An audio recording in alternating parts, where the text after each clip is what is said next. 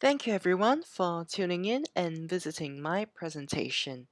My name is Alphonse and I'll be covering some materials from my ongoing research into the Singaporean built environment and some of the communities surrounding and documenting it in this paper titled Placing Sites and Citing Places, Exploring Spatial Documentation as a Community of Practice in Singapore's Heritage Landscape. Now, just to clarify the terms a little bit, the term heritage landscape would henceforth refer to the built environment and architectural heritage of Singapore, while the communities in focus would consist predominantly of digital and online communities with or without significant physical components. Now, the origin of this paper stems from a conceptual interest that sought to unpack the relational quality of the Singaporean built environment, of the public spaces and architecture within it, and how it connects with and to its occupants. For those who are unfamiliar with the geographical context, Singapore is one of the world's smallest and most robust city-states. Located in Southeast Asia on the tail of the Malay Peninsula, the mainland of Singapore sits on Pulau Ujong or End Island in Bahasa Melayu. Rampant land reclamation activities spanning the course of over 2 centuries and persisting even now have led to the growth of the total land area of the main island by a quarter, from 578 to over 719 square kilometer, based on data from the Singapore Land Authority, a statutory board under the Singapore government which develops and regulates land resource optimization. Being a post-colonial state with long historical ties to both regional civilizations and pelagic trade routes, Singapore, and particularly that of its highly developed central area, which encompasses several cultural precincts, its financial center, and major tourist attractions, such as the almost ubiquitous with Singapore Marina Bay Sands, is very much a palimpsest with many layers of local histories, heritages, and the state's own many urban planning decisions and interventions. Now, throughout my research along the lines of the original inquiry, my interest has since evolved to encompass then of the visual representation and documentation of the urban landscape and the community's own agency in trying to capture it, given the really uncontrollable rate of urban redevelopment that renders the very environment that myself and the many residents of the country occupy nearly unrecognizable once every few years.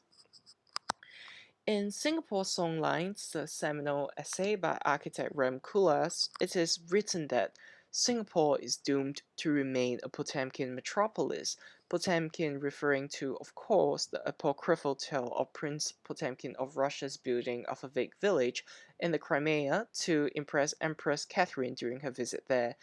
and thus from then extrapolating into Singapore's insatiable desire to build, tear down, and rebuild. How then can there be a sense of historical continuity in the community which dwells in the continually renewed landscape? It is from this question that this paper took the turn it did when I began to wonder about the possibility of spatial documentation as a communal practice, a communal archival impulse, if you will, to borrow shamelessly and liberally the words of art critic Hal Foster, which is undertaken by communities, note the plurality of it, of whom their spaces have been encroached on, acquired, and irrevocably changed. As can be seen from the illustration here, these are two images of the same crossing in the central area taken around 4 decades apart. This is the degree of unrecognizability to be found everywhere in Singapore, though ironically much of the central area are also conservation areas with a particular architectural typology which is featured. Now, in spite of past debates and contestation, media and cultural researchers and practitioners generally agree that online communities should be, of course with the exception of a few key nuances, considered as communities in the traditional sense. While commonly rooted in specific cultural milieus and agendas, The robust functions and porosity of online communities to newcomers and existing participants make them fertile grounds for exploration and studies into both the representational modes of the collective interest and how knowledge production itself, revolving around a common concern, could be effected and sustained. As indicated on the slide here, as Love and Wenger coined in 1991 in their book Situated Learning, Legitimate Peripheral Participation, presented here in an updated form, a community of practice is a group of people who share a concern or a passion for something they do and learn how to do it better as they interact regularly. This definition is porous and allows for, while not presupposing, need to note this, intentionality, because learning can be the reason such a community gather and form or just an incidental outcome of the members' interactions. By pursuing their interest in their shared domain, members engage in joint activities and discussions, help each other and share information. They build relationships and they learn through them. This is very, very important because they would develop a shared repertoire of resources such as experiences, stories, tools, or even ways of addressing recurring problems, which is in short a common practice, a shared practice. The relationality is as crucial as is the existence of a common practice and its associated methodologies and processes, because it's what facilitates the development of an organic network, an element unpredictably accelerated and supersized by the advent of digital technologies and an ever so sophisticated social media ecosystem, which promotes and encourages information exchange as well as the building of relationships. Now, for Singapore's built environment, online communities of heritage enthusiasts, academics, and cultural practitioners are critical, in fact, to the continual preservation and dissemination of images and social memories of spaces and practices, which are frequently at risk and often displaced due to increasing developmental pressure from contemporary neoliberal economic policies and positions adopted by the Singapore government. In the context of Singapore's modernist architecture heritage, in particular from the post war era all the way until the 80s, these communities are of exceptional importance, especially in terms of its relevance to cultural mapping and preservation, as the documentation of vernacular social memories are crucial to the production of counter narratives that challenge or otherwise add textures and dimensions to the Singapore's government's own hegemonic pro-development narrative, which privileges corporate interests while still making tokenistic acknowledgments of select social memory and components of it through its various official channels, most notably the National Heritage Board. By now becoming loci of invaluable archival vernacular materials which provide alternate entry points into the reading of modernist Singapore architectural practices, these communities enable vital social discourses about the relationship between the public and the greater built environment, as well as provide a much more granular reading of the urban history, which is crucial to Singapore's own developmental history throughout the past 5 decades, which is rapidly rewritten and re-represented in a variety of state media. Now, the application of digital technology and computing practices to cultural heritage purposes is a relatively young field, whose origin dates back less than 50 years, as noted by Munster and Ioannidis, with most application predominantly being that of the creation and usage of visualization and data collection mechanism for the built environment, both ancient and contemporary. In recent years, owing to both the rapidly shifting environmental and natural conditions and excess human influences in the form of capital flows and overdevelopment, the need for documentation methods of heritage which go beyond the metric-driven models of most visualization technology has indeed become increasingly relevant and urgent, a situation exacerbated by the significant amount of resources both financially and manpower wise, necessitated by the interventions which would need to occur on the global scale. However, this could definitely be addressed by the democratization of the data collecting method and distribution of labor over a larger and much more willing participant pool, as Donju and Tim note that with the concept of volunteer geographic information or VGI and citizen science, heritage data such as digital photographs can be collected through online crowd participation. This methodology is of particular interest to the later communities, which I would focus on. The benefit of this is that while digital photographs are not strictly speaking geographic raw data, such as topology and coordinates, they could still be geotagged by users or even automatically assimilated into a global data stream if they were uploaded through ubiquitous digital mobile devices, thus greatly reducing the burden placed on authorities, coordinating bodies, or even just interested members of the public, many of which are unfunded, non-governmental organizations and community initiatives which have specific focus on certain area histories but which may not necessarily garner the support of state bodies. Similarly, video hosting platforms such as YouTube could also be utilized as a way of crowdsourcing much needed documentation of key elements of at-risk heritage. Sheena Pietrobruno, a communication scholar, notes that while YouTube may not take shape as a traditional archive, it has been very effective indeed in disseminating popular culture. The widespread usage of digital media ensures longevity of memory in that not only are the materials hypermobile in transmission, they could also potentially reach a large audience who would then acquire these knowledges and memories and pass them on to other interested parties. Similarly, the property of video hosting platforms, as mentioned, go beyond pure documentation in that they also provide documentation of contextual details such as climatic conditions like the weather, as well as various other contextual visual cultural cues which would be seen particularly for architectural as well as built environmental heritages when it is captured through active parties who either go through the spaces themselves and documenting such walkthroughs, which would of course capture information such as the tenants involved in these architectural spaces, as well as the state of media and visual culture just from the surrounding visual cues alone. Now, in Singapore, communities of heritage based interest groups are more often than not the result of extensive self organization, many of which occurred organically as key figures produce cultural outputs which attract a baseline of consumers, a process which would grow continually until a threshold is reached where the consumers are more engaged, taking on much more active roles and beginning correspondences which would lead to tangible contributions of personal archival materials. The type of platform used when creating and managing such communities is indeed essential to how successful a community can migrate from beyond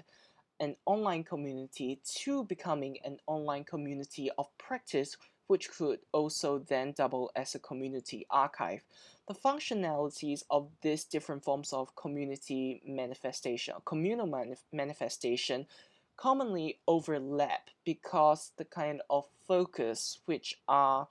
the main goals and thematics of such communities don't necessarily share very defined or clear nomenclature as to their exact nature. So something such as spatial documentation intersects with the community's need to share vernacular memories, for example, and so they are mutually inclusive and either practices would actually help to encourage further dissemination and documentation, which is very important then to sustaining activity as well as the building of rapport between members of such community. Now, going further, interactivity is a definite key element because it allows for all parties to maintain an active sense of rapport through direct communications, as are features which allow for users to effect a tangible and somewhat permanent change or addition to the virtual environment, such as adding files and text, which would face hopefully minimal moderation given the self-moderating behaviors from the members of the party, all of which can grant users a sense of ownership in maintaining and contributing to the community itself. Now, the granularity of expertise and practice between newcomers, experienced users, and administrators, while commonly subject experts, also create a gradient of incremental learning which further anchors users to a more proactive form of involvement, which then feeds back into the larger community group in terms of capacity building, and somewhat more subjectively than the pride which stems from adding to this collective good. This is especially important, I would argue, when it comes to architectural heritage because it would involve specialist knowledge and technical vernacular which stem from formal academic training. This is also then inclusive of familiarity with urban zoning practices and legislature, all of which are very labor intensive and which all have their own unique terminologies. Thus, democratizing this knowledge in the form of group learning creates a tangible sense of progress and belonging to, hopefully and subjectively, a prestigious social group. Now, the first case study I would like to raise is a nonprofit organization which professes to document social memories, celebrate community arts and heritage, as well as championing for greater community involvement in cultural management and urban governance in the residential zones of Queenstown, Bukit Merah, and Tiong Bahru, located in central to central west of Singapore. Now, this civic society named My Community has been leading a variety of initiatives such as organized festivals, carnivals, exhibition, heritage trails, alongside publications since 2010. Comprising an executive team and around 250 volunteers who organize and manage these programs, coordinated through an extensive network of WhatsApp groups, My Community and its flagship initiative, My Queenstown, is an interesting case in self organization, notable for the resources it manages to garner and manage, and the degree of participation it engenders in identified stakeholders. So you can see that documentation as a practice occurs both within project groups, which contributes very tangibly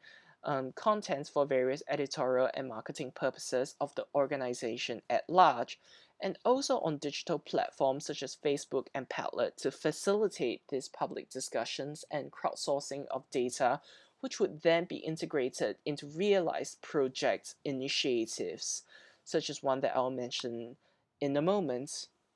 Now, notably, the effort of the group has resulted in the formation of what could be Singapore's first independent community museum, notable mainly because of the fact that its state, as highly controlled as Singapore is, such initiatives are also prone to censure from state bodies, most of whom are funders. Given that this museum is funded, curated, and managed mostly through the efforts of the area's residents, which maintains a collection of archival photographs and artifacts pertaining to the area history of Queenstown, which is Singapore's first satellite town in 1953, and where early pioneer structures of Singapore's renowned public housing stories were built, such as blocks of Housing and Development Board flats. These practices are significant given the degree of facilitation that occurs through digital means and which leads to the tangible realization of an actualized space. And outside of this creation of an actual space and community archive, the community trails and tours hosted by volunteers with varying level of area history knowledge are also very popular recurring programs with almost 500 weekly sessions throughout the past few years with consistently high rates of engagement. So we can see from here that there's a tangible model of operation both organizationally as well as in terms of a communal practice and communal consciousness because the bulk of the participants as well as the funding do come from residents of the distinct area, many of whom are also being displaced with differential public housing schemes that are being rolled out. However, the degree of attachment and how it manifests is pretty interesting in terms of how then heritage practices could be sustained as a definite community based program. Now, next, Singapore Stories, which is set up in 2012, is an independent collaborative publishing platform which focuses on, quoting here verbatim, excavation and sharing of architectural histories and associated cultural memories of neighborhoods, settlements, and communities which no longer exist. Through seminars, forum, editorial content, Singapore Stories conduct public education in minor histories, which is very, very important in Singapore's general historical discourse because outside of academia, where specialized researchers will go forth with common knowledge in that particular domain, cultural understanding as well as um, knowledges of such plural histories are not really present in the wider discourse at large, mainly because of the fact that the state hegemonic discourse do tend to flatten things into a very distinct form of post-colonial modernization and industrialization narrative arc, which privileges a certain sense of Singaporean superiority or Singaporean exceptionalism, which means that prehistory or proto-histories, particularly through that of the longue durée, as advocated for by multiple historical researchers, aren't really present, and as such, this provides a great counterweight for the minor histories to be propagated through communities. Now, outside of the core contributors, the platform has also facilitated various public discussions of findings by independent researchers with the aim of gathering like minded individuals with shared interests in specific topics and encouraging documentation efforts by former residents of expunged places, quoting also here. Singapore Story really emphasizes discussions on lost architecture,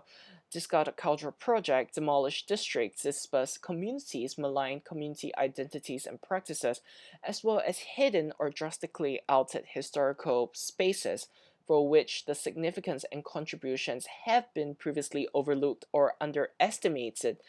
in the mainstream discourse in order to shed light on hitherto unknown or obscure aspects of Singapore history and its complex identities,